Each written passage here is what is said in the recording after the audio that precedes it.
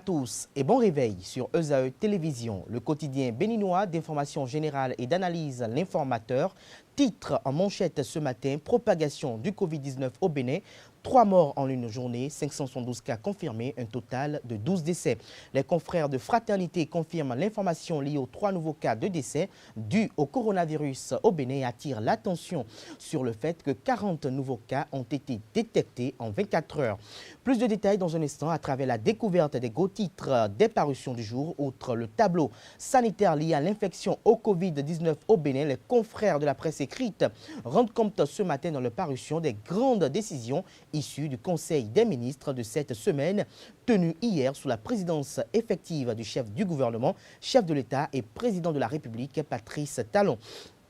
Dans le but de promouvoir le potentiel de la ville de Ouidah sur les plans culturels, artistiques et intellectuels, le gouvernement, lors de son dernier conclave en date d'hier, a actionné les leviers devant concourir à la construction d'un centre culturel de rencontres internationales. Des détails dans le bulletin matinal d'information sur Free Matin. Toujours dans le même bulletin matinal d'information à suivre, les mobiles qui justifient le retrait de l'agrément de la Banque internationale du Bénin, BIBE, en proie à de grandes difficultés financières par la Banque centrale des États de l'Afrique de l'Ouest, BCEAO. Dans la dynamique de s'imprégner avec efficience de la plénitude des besoins réels des populations afin d'élaborer un plan d'action conséquent, le nouvel exécutif communal d'Adiara, sous l'égide du maire Germain Wanvoegbe, a fait la ronde des 6 arrondissements de la commune le mardi 16 juin et le mercredi 17 juin dernier. Le compte rendu dans cette matinale. Dans le débat, pour mettre un thème à cette émission avec Carles Kitome, nous parlerons de la non-observance des mesures barrières contre la COVID-19. Merci de nous préférer pour vous informer, chers amis internautes. Voilà tout pour le sommaire du jour. On se retrouve dans un court instant pour la une des journaux. Bonjour à nouveau, chers amis internautes. Nous démarrons ce matin, comme il est de coutume tous les matins, par la manchette de l'informateur qui a titré ce matin, comme je l'annonçais tantôt dans le sommaire de cette émission, propagation du Covid-19 au Bénin, 3 morts en une journée, 572 cas confirmés, un total de 12 décès, plus de précision à la page 3 de la parution de ce matin de l'informateur qui a titré ce matin en deuxième titre à la une, gouvernance budgétaire, un document de programmation adopté, des précisions dans l'école de la parution de ce matin du Canard. Nous restons à la une de l'informateur de ce matin. Construction du centre culturel de rencontres internationales, Ouidah, est à l'honneur. Des détails dans l'école de la parution de ce matin du quotidien L'informateur dans l'oreille droite de la une de ce matin. Vous invite, chers amis internautes, à découvrir dans l'école de sa parution de ce matin le journal École produit par les étudiants en journalisme à l'école supérieure d'administration, d'économie, de journalisme et des métiers de l'audiovisuel ESAE. Le titre à la une retenu pour le journal École est Respect des mesures contre le coronavirus. Les Béninois ont baissé la garde. La Nation titre en manchette ce matin, programmation budgétaire et économique, le document pluriannuel des dépenses approuvé, des précisions à la page 3 de la parution de ce matin de La Nation qui a mis en manchette, comme vous pouvez l'apercevoir, chers amis internautes, l'enseigne du ministère de l'économie et des finances. Nous restons à la une du quotidien de service public et la Nation, centre culturel de rencontres internationales de Ouidah, la convention de partenariat de construction bientôt signée. Plus de précisions à la même page 3 de la parution de ce matin du quotidien de service public La Nation. Projet d'appui à la justice, plus de 1900 détenus bénéficient de mesures sociales. Des précisions à la page 5 de la parution de ce matin du quotidien national d'information. Le Béninois libéré titre ce matin en manchette, approbation du document de programmation budgétaire et économique pluriannuel 2021-2023. La rupture toujours attachée au mieux-être des populations conclut le Béninois libéré ce matin en manchette. Plus de précisions dans les colonnes de sa parution de ce matin. Toujours à la une de Le Béninois libéré de ce matin, Covid-19 au Bénin, 572 cas positifs, dont 12 décès. Les précisions dans les colonnes de la parution de ce matin de Le Béninois libéré. Le Fraternité titre en manchette ce matin, coronavirus au Bénin, la police sanitaire le grand absent, 3 nouveaux décès et 40 cas en 24 heures. Nous restons toujours à la une de Fraternité de ce matin, impact de la Covid-19. La pandémie fait chuter les performances économiques, un taux de croissance de 3,5% attendu en 2020 contre 6,9% en 2019. Des précisions sur ce titre à la page 3 de la parution de ce matin du quotidien Fraternité. L'économiste titre en manchette ce matin, activité bancaire au Bénin. La BAIC devient désormais la BIIC. Des précisions à la page 3 de la parution de ce matin du quotidien L'économiste. Matin libre En manchette ce matin avec le logo de la Société béninoise d'énergie électrique, titre en manchette, énergie électrique, la SB2E, prise en otage par un prestataire. Des précisions sur ce titre à la page 3 de la parution de ce matin du quotidien Matin Libre. Toujours à la une de Matin Libre de ce matin, Bénin, Rémi Kodo et Roch Niri, les nouveaux maîtres des marchés publics selon le confrère. Des précisions sur ce titre à la page 4 de la parution de ce matin du Canard. Nous restons à la une de Matin Libre de ce matin. Covid-19, mesures sociales du gouvernement, confusion chez beaucoup de Béninois, TVM, électricité, crédit, nécessité de repréciser, titre et invite le confrère ce matin à la une. Nous passons à présent à l'événement du jour qui titre en manchette ce matin, construction du centre culturel de rencontre internationale, faire de Ouida un hub de la recherche historique. Des précisions sur ce titre dans les comptes de la parution de ce matin du quotidien l'événement du jour. Le challenge à présent. Un an après l'élection du représentant de la presse écrite à la haute autorité de l'audiovisuel et de la communication RAC, la coordination de campagne du candidat Basile Tibozo exprime sa gratitude et sa reconnaissance. Un groupe homogène qui s'engage davantage à relever les défis qui s'imposent à la presse.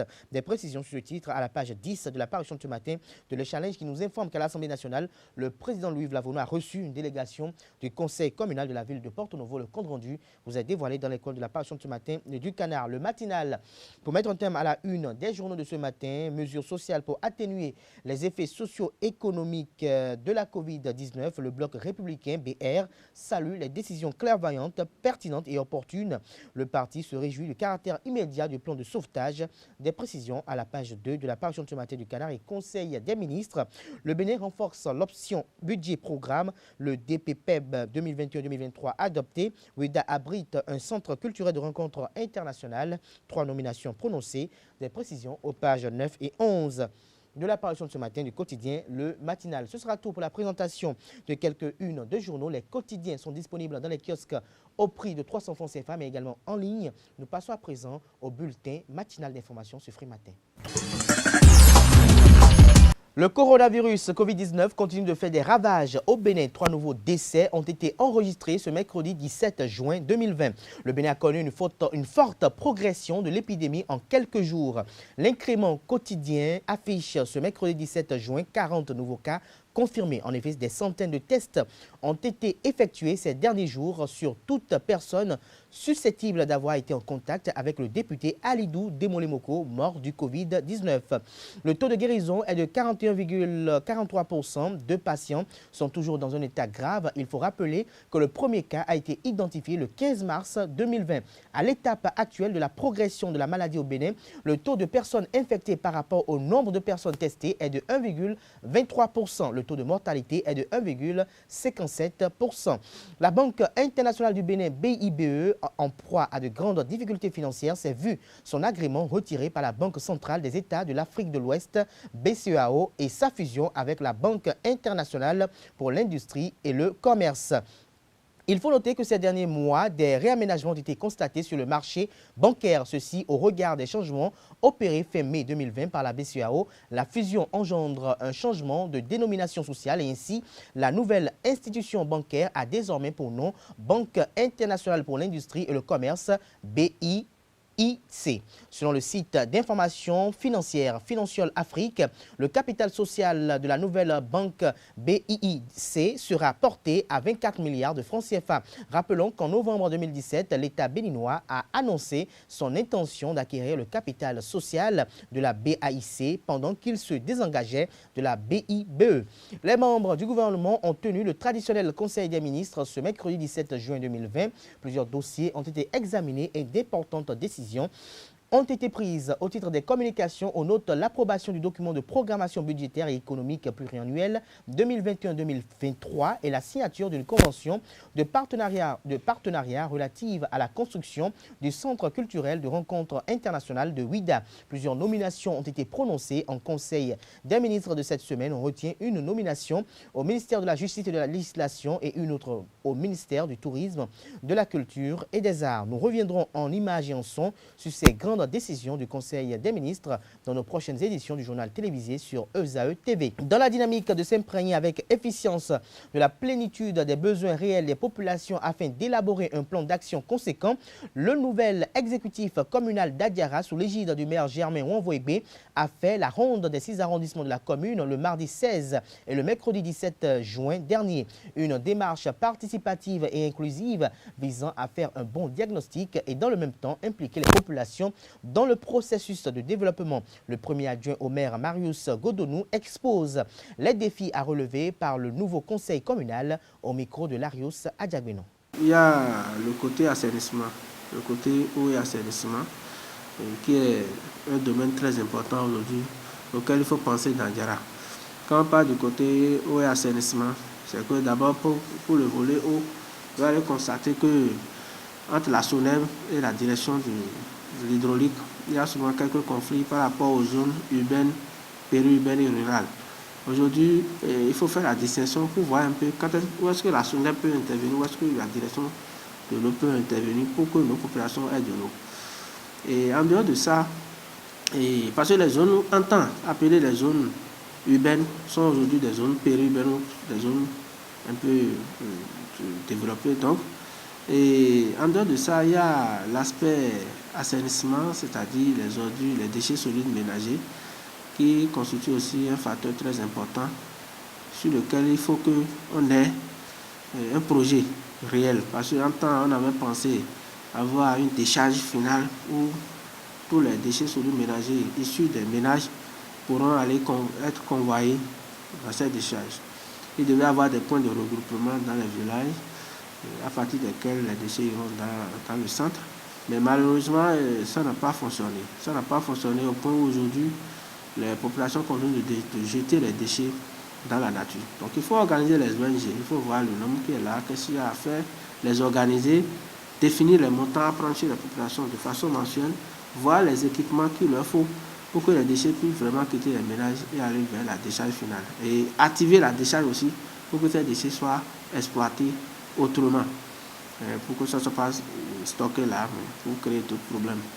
Et en dehors de ça, il y a l'aspect des eaux, de ruissellement, des eaux pluviales de ruissellement. Vous allez constater aujourd'hui que la plupart des pistes, des routes de la commune sont gorgées des points critiques où il y a stagnation d'eau, il y a des flaques d'eau. Alors il faut penser à un assainissement à travers les caniveaux, et voir un exutoire approprié où on peut convoyer les eaux de ruissellement. Et à cet exutoire, il faut un bassin de rétention pour que ça ne soit pas un endroit où il faut encore d'autres problèmes d'inondation. Donc il y a tous ces projets qui sont importants aujourd'hui pour Adiara. Bon, évidemment, il y a le secteur de l'état civil, qui est un secteur qu'il faut numériser, parce que c'est un secteur où c'est le plus grand service qui est en contact avec la population. Et il y a beaucoup de choses qui se passent dans ce service. Bon, nous, on pense que comme ça se fait dans certaines communes, quelques communes déjà où c'est numérisé, où tout est suivi à la lettre, nous comptons mettre un peu aussi de l'ordre dans ce service, dans ce secteur, pour que tout ce qui est acte de naissance, souche, tout ça là, tout puisse être fait de façon réglée, les mariages, tout ça là. Il doit y avoir une numérisation de tout ces paramètres. Autrefois commune rurale, Adiara est devenue une cité dortoir à cause de sa proximité avec la ville capitale Porto Novo. Ainsi, il urge de la doter d'infrastructures routières, d'un schéma directeur d'aménagement communal et de mener des actions pour la sauvegarde de l'environnement. Le premier adjoint au maire, Marius Godonou, parle de ses autres priorités au micro de nos reporters. La commune d'Adiara, spécialement, n'a pas de route, n'a pas d'infrastructure. C'est pour aborder l'aspect des infrastructures routières. Et la seule voie qui est pavée en partie et bitumée en partie, c'est la route inter-État qui traverse Adiara et qui va vers Avrancourt. Le reste, rien. Aujourd'hui, il faut qu'on pense à des projets de pavage, de bitumage, si possible, d'asphaltage, comment négocier avec le gouvernement pour qu'on soit dans la phase prochaine afin que certaines rues d'Adiara, parce qu'aujourd'hui on prend Adiara comme une commune rurale, Adiara n'est plus une commune rurale, pour que certaines rues soient asphaltées pour le bonheur de nos populations. En dehors de ça, il y a le volet environnement. Et si on ne fait pas attention, on risque d'avoir une commune demain où on aura besoin de là où se reposer, là où trouver de l'ombre.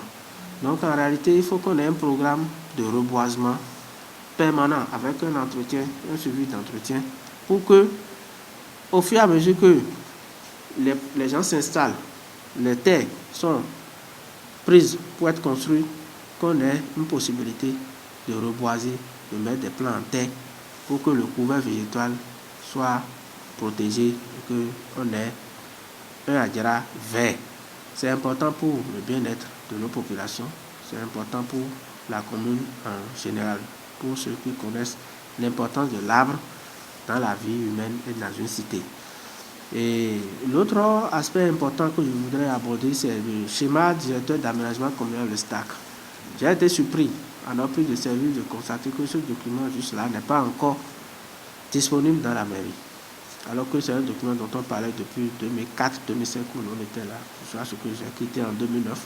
C'est un document juste là qui n'est pas encore élaboré, c'est surprenant. Mais il faut qu'on voit, parce que c'est un document qui permet quand même de situer un peu les endroits où on peut réaliser tel projet, où est-ce qu'on peut aménager tel, où est-ce qu'on peut garder un instant en attendant tout ça. Donc c'est un schéma quand même qui permet de voir l'aménagement. C'est comme si vous avez votre cour, vous voulez construire dessus. Vous dites, je laisse cet espace pour autre chose, je laisse cet endroit pour autre chose, j'occupe tel espace avec telle chose. Donc c'est très important. Sinon dans la commune, il y a des recasements, des lotissements, tout évolue sans une organisation donnée de l'espace. Donc en dehors de ça, je crois que c'est comment faire pour améliorer l'économie. L'économie parce qu'aujourd'hui, les bailleurs, les partenaires techniques financiers tiennent compte aussi de votre effort personnel. Qu'est-ce que la commune veut même apporter en tant que ressources propres. Et pour avoir ces ressources propres, il faut qu'on fasse un audit économique pour explorer tous les secteurs qui peuvent nous apporter des ressources. Les embarcadères, les marchés, qu'est-ce qui ne va pas, qu'est-ce qui entrave la collecte effective de ces ressources. Je ne parle pas des ressources fiscales, je ne parle pas des impôts et autres, mais les ressources propres qui doivent être issues de la possibilité, de la capacité même de la mairie. Il faut qu'on fasse une étude pour pouvoir ressortir tout ça là, afin que, à un moment donné, dès qu'on a des difficultés pour avoir des ressources venant de l'extérieur, que nous-mêmes, on ait la capacité de sortir de notre propre poche pour pouvoir faire des projets, pour pouvoir réaliser des projets pour la commune. Il y a le volet lotissement aussi, que nous tenons à assainir un peu. Le problème des lotissements, des recasements, que nous tenons à assainir un peu.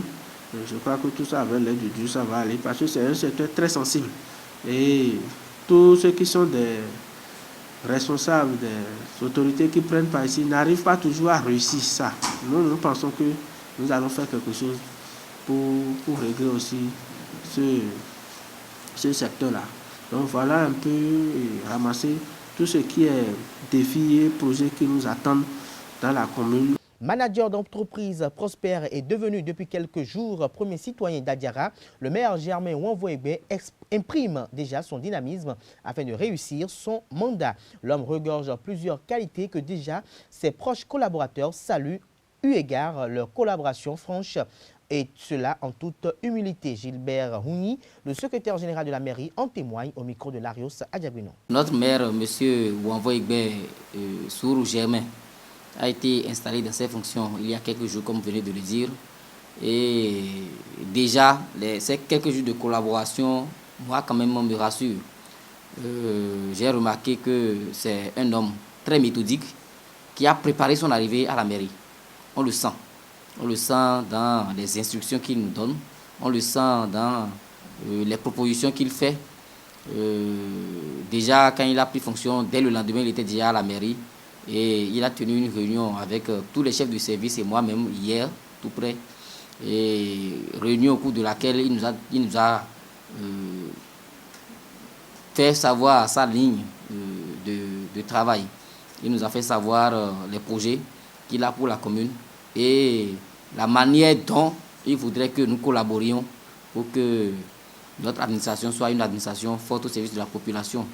Donc, il nous a dévoilé quand même beaucoup de projets qu'il doit réaliser. Déjà, un exemple, il est en train de prendre déjà des mesures pour que le volet coopération, qui a longtemps dormi à la mairie d'Adjara, quand même puisse être réactivée. Et donc, le chef du service de la planification est à pied d'œuvre quand même pour mettre en œuvre les instructions du maire afin que ce volet-là, par exemple, puisse être dynamisé. Il a donné des instructions pour que l'administration, qui doit être véritablement au service de la population, le soit. C'est-à-dire que il a exigé de nous, ses collaborateurs, d'éviter le retard, donc d'être ponctuel au boulot. Et par rapport à ça, sur ces instructions, je suis régulièrement les heures d'arrivée et de sortie de mes collaborateurs. Et c'est déjà une clé, la clé donc de la performance de notre administration. Donc c'est dire globalement que c'est un monsieur quand même qui a son plan en tête et qui est en train de partager progressivement son plan avec nous et qui nous emmène vraiment à l'accompagner dans ses actions. Donc il est très méthodique et je pense qu'avec ça, il n'aura pas de grandes difficultés quand même pour réussir la mission qui lui a été confiée.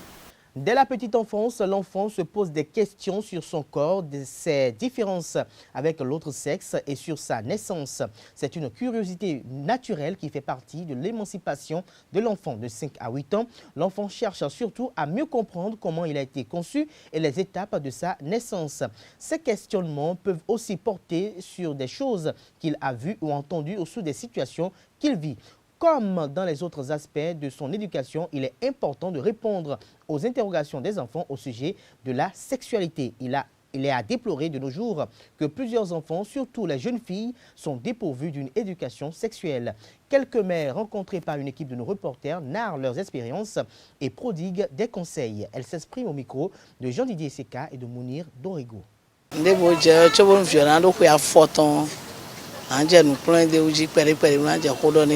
Bo mi no don fi mi tan lo jele mele sun de je ye ji un ni ma se o le kun lo sun me o ni lebe na zo tan mama ina blepo na do ho na so yan mi no je ni le doji mo je pro ide uji pere pere yo o wele su fi no a do teacher e je glegbe sun lo me aya o tun mo na kun lo fi che je glegbe sun le o metan ale a do teacher mo na kun lo e mo aje wi popo na lo.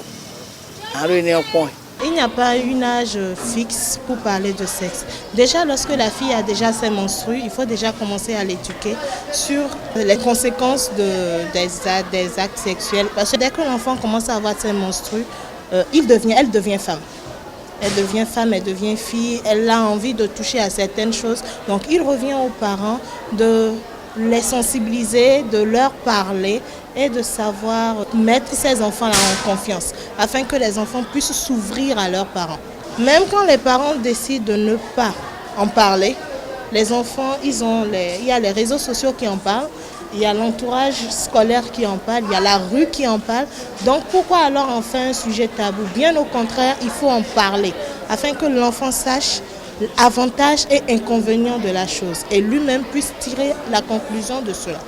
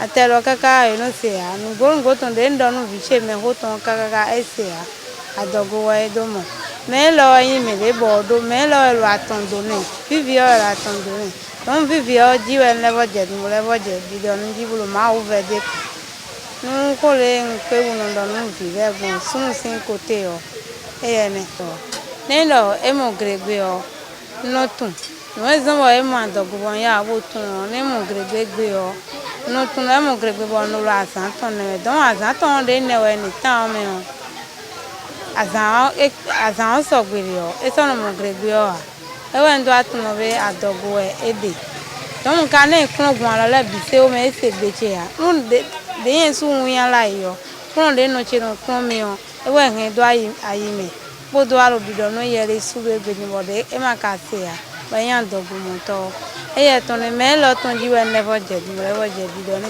e ye ka o je gregbe mo ji ya. Ce que je peux leur dire, c'est de faire très attention parce que d'abord les garçons les courtisent. Faites attention de ne pas écouter toujours les paroles mielleuses des hommes. Les enfants, déjà vers 5 ans, ils sont déjà assez curieux.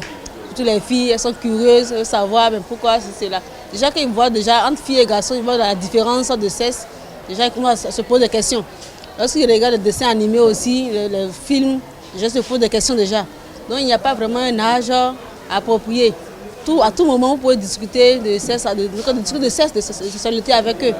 Si vous posez des questions, vous essayez de leur répondre assez franchement. Déjà chez moi, c'est lorsque l'enfant commence par parler. Lorsque l'enfant peut désigner les membres de son corps, déjà, on commence par faire la différence, on commence par lui montrer ce que c'est que le sexe et un peu de tout, l'entretien qu'il va avec et tout ce qu'il faut. Ma fille aînée, elle a 11 ans. Et je crois qu'avec nos causeries et ce qu'elle voit de ses cousines, tous ceux qui l'entourent, elle sait un peu de choses par rapport à ses menstruations.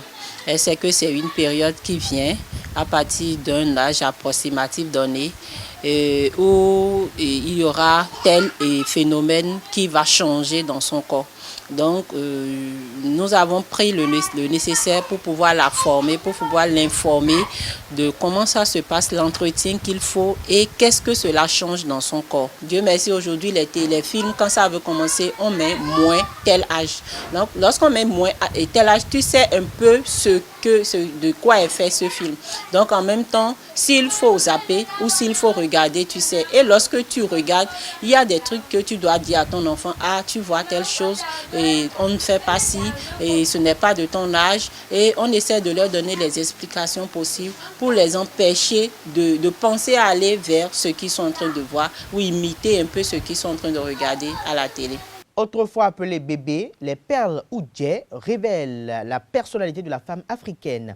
Non seulement elles se présentent comme une source de guérison, mais aussi sont révélatrices de fortes sensations au sein de certains couples et plongent certains hommes en transe dès son apparition à la hanche d'une silhouette féminine. Pour les uns, l'usage des perles est d'une grande importance, mais pour d'autres, cela n'est pas utile et relève d'une pratique désuète ou de la mode ou encore du suivisme.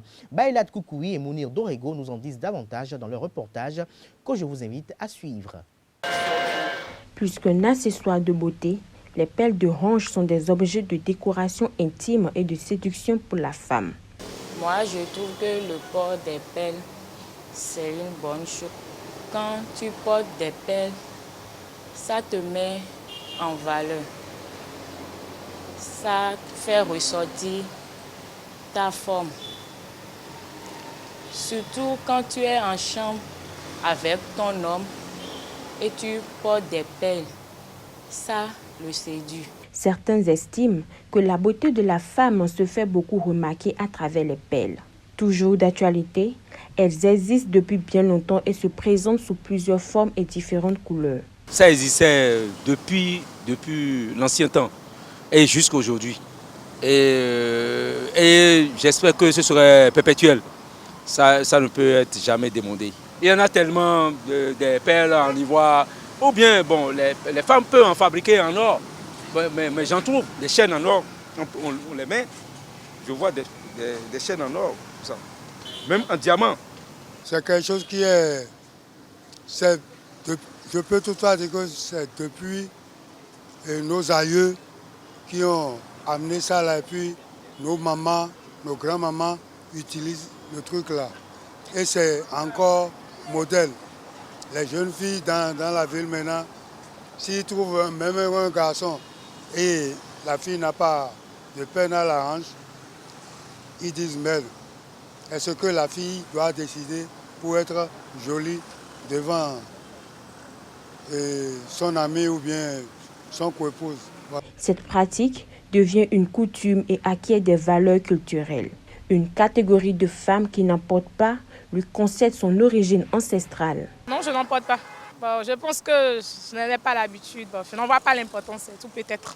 Certaines personnes le portent juste pour séduire. Quand on entend au moment, souvent elles parlent de ça juste pour séduire le mari la nuit. Mais bon, on ne peut pas dire que c'est une pratique déjà dépassée. Je pense que ça relève de notre culture aussi.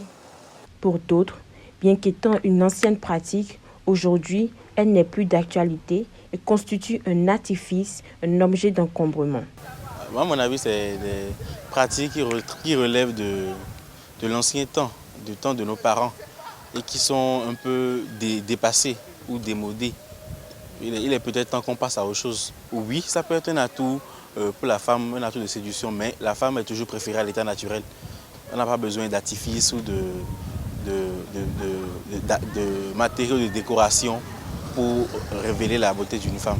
Même si pour certains le port des perles est une pratique démodée, il demeure un élément essentiel et relève de la culture africaine pour d'autres. Ce sera tout pour ce bulletin matinal d'information. Merci de l'avoir suivi. La grande édition du journal télévisé sur Eusa Télévision est prévue pour 19h. Ce sera une présentation de Carles Kitomé que j'installe d'un instant à l'autre pour le commentaire sur l'actualité. Carles Kitomé, bonjour à vous. Bonjour Abdelkader Achirou. Merci d'avoir bravé la pluie et de vous être rendu disponible pour Free Matin ce matin. Dites-nous, qu'est-ce qui justifie la non-observance des mesures barrières contre la Covid-19 au niveau de certains citoyens?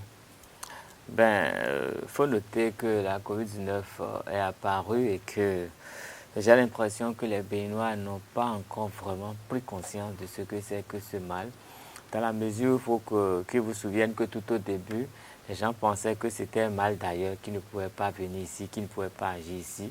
Et donc, on a toujours dans notre tête, beaucoup de gens ont en tête que c'est un mal fabriqué quelque part qui ne nous est pas destiné. Ce qui fait que jusqu'à présent, il y a beaucoup de gens qui n'ont pas encore quand même pris l'ampleur du danger, qui ne sont pas rendus à l'évidence que la COVID-19 peut tuer partout, peut faire des dégâts partout. Faut déjà observer que dès que le gouvernement béninois a pris des mesures, certains Béninois pensaient que c'était exagéré.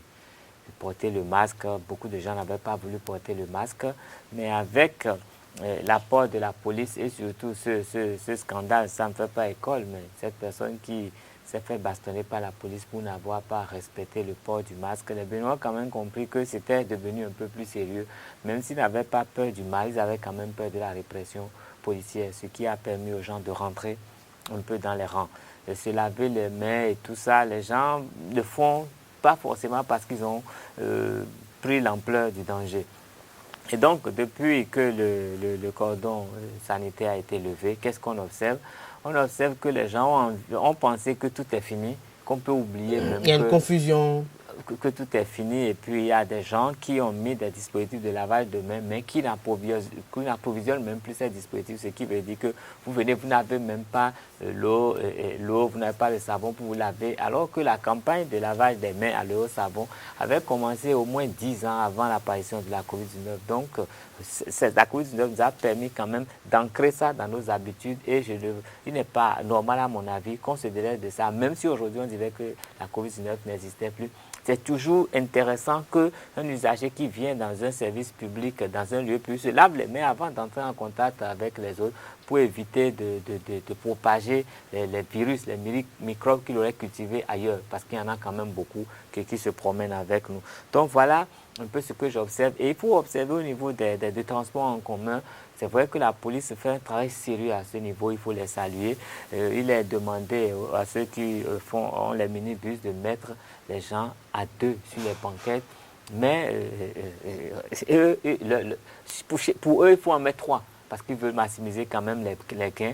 Donc, au lieu de 2 prescrits, c'est 3. Et puis, il y a encore une banquette où il y a le racoleur qui s'assoit. Donc, finalement, on revient à 4 personnes sur la banquette. Et j'ai pu observer avec beaucoup de joie hier que la police veille à cela et que la police les arrête là où on peut les arrêter. Beaucoup de voitures vont en fourrière. C'est vrai que toutes les voitures ne vont pas en fourrière parce qu'il y a quand même quelques conducteurs qui essayent de trouver des arrangements avec ces policiers. Les policiers acceptent quand ils sont un peu fatigués. Sinon, généralement, c'est à la fourrière qu'on envoie tout le monde. Et je pense que c'est le moment plus que jamais d'intensifier la communication autour de cette pandémie. Dans la mesure où nous avons, vous l'avez dit tout à l'heure dans le bulletin d'information, qu'en 24 heures, il y a eu 3 morts. Ça, on a eu plus d'1 mois pour enregistrer 3 morts au Bénin. Mais en 24 heures, nous avons pu enregistrer 3 morts de la COVID-19. C'est important. Nous avons également pu noter 40 contaminations en 24 heures. Ça, je vous jure, c'est hallucinant par rapport à tout ce qu'on avait dès le départ. On est en train de dépasser le Togo déjà. Bon, aujourd'hui, nous sommes déjà à 572 cas de contamination, c'est important. Et si nous notons qu'avec les statistiques qui ont été diffusées depuis le 15 mars dernier, le taux de contamination en ce qui concerne les tests, c'est 1%. 1%, c'est beaucoup. Donc, si on a 1%, imaginez 1% à l'échelle du Bénin et vous voyez ce que ça peut faire comme dégâts. Et donc, il faudrait savoir que c'est 1%. Ça paraît petit, mais c'est très grand à l'échelle nationale. Donc, il faut commencer à faire un peu plus attention, à savoir se protéger, à savoir galvaniser son système immunitaire et à respecter tout ce qui est prescrit aujourd'hui. Et nous avons quand même pu noter qu'il y a 1,57% de décès dans le nombre de gens qui ont été déclarés positifs. C'est encore plus important que le nombre de contaminations. Donc, il vaut mieux ne pas l'avoir parce que quand on l'a, la chance d'en mourir est un peu plus importante. Et il faut remarquer qu'il y a 41,43% de taux de guérison. Ça veut dire que quand vous l'avez, il y a 50% de cas pour que vous soyez guéri, à peu près. Donc, c'est comme un couloir. Un sac de cul, un cul de sac, on dit, un cul de sac, donc c'est pas intéressant de l'avoir. Donc il faudrait qu'on puisse trouver encore la formule à tous les niveaux pour que les gens puissent respecter les gestes barrières avant que chacun essaye de doper un peu son système immunitaire pour éviter qu'on arrive à l'hécatombe. Allez, l'hécatombe. Alors, dites-nous, Carles Kedoué, pour finir, que faut-il faire? Quelle doit être la responsabilité du gouvernement pour contraindre les concitoyens, les citoyens béninois au respect strict des mesures barrières contre la propagation du coronavirus afin de briser la chaîne de contamination? En premier lieu, je crois qu'il faut intensifier la communication. Et après la communication, il faut réprimer. Il faut réprimer, que la répression soit exemplaire, pour que les gens puissent comprendre. Et que de l'autre côté, on sensibilise les Béninois à savoir qu'il faut se prémunir de tous les maux. C'est vrai que ces mesures nous protègent peut-être du coronavirus, mais en même temps de beaucoup d'autres maux. Donc autant le faire parce que c'est la saison. On y est maintenant là. En plus que nous sommes en saison des pluies, le paludisme va s'y ajouter, la grippe va s'y ajouter et ça va faire plus de dégâts. Et tout, nous avons appris que quand on est déjà un peu souffrant, c'est plus facile d'avoir la COVID-19. Donc, c'est à nous d'être conscients. Mais il faut communiquer à haute dose et réprimer tous ceux qui ne veulent pas rentrer dans les rangs. Des exemples et suivre les consignes du gouvernement. Merci à vous, Carles Kedoué. On se retrouve demain avec le même plaisir, chers amis internautes. Merci pour l'attention. Merci pour la fidélité. Ainsi se referme Free Matin ce matin. Merci pour l'attention. On se retrouve demain pour le dernier numéro de la semaine. Portez-vous bien et excellente journée de travail en compagnie, bien évidemment, de le programme sur le www.ezatv.bj.